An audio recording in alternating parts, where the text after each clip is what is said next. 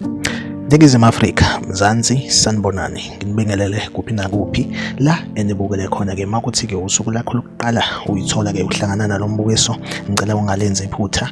Kusekhaya la subscribe kwi-channel, ulike i-video ebese-ke uciphiza i-notification bell. Wenzela ukuthi-ke mangifaka i-video wena-ke bese-ke uthola i-notification, then ngokushesha bese uyangena kwi-video uyayibuka. Sikwi-Trend TV siyaqinisekisa-ke ukuthi-ke sikulethela-ke lolo daba olusuke lusematheni ngalolo suku. Ingane zakwethu lo esimbona-ke esithombeni igama lakhe uMthuthuzeli Sikhwehla. Insizwa-ke le ike yatrenda kakhulu ivideo yayo ikakhulukazi ku-Facebook, Twitter njalo la ibonakala-ke ilwa nomlungu emgaqweni emva kokuthi-ke beshayelisane kabi emgaqweni. Insizwa-ke iphutha eyalenzayo ukuthi umlungu mayisengaphansi yamcindezela, yase-ke ikhipha u-okap ephaketheni, yase-ke imgwaza amanxeba awu-8 of which it was unnecessary ukuthi-ke umlungu esengaphansi bese-ke wena-ke ukhipha umbese uyamgwaza. So ikhona-ke bafethu-ke ivideo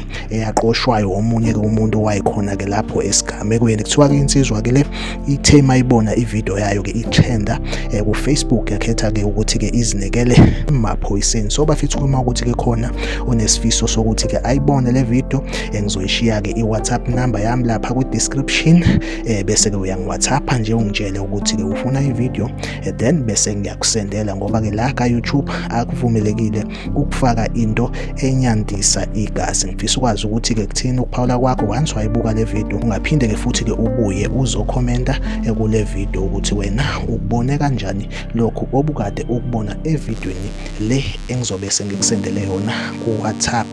La kwi-Trend TV ngizohleze ngikhona ngokulethela-ke indaba etrendayo usuku nosuku. Asiphinde sihlangabezane kwivideo elandelayo.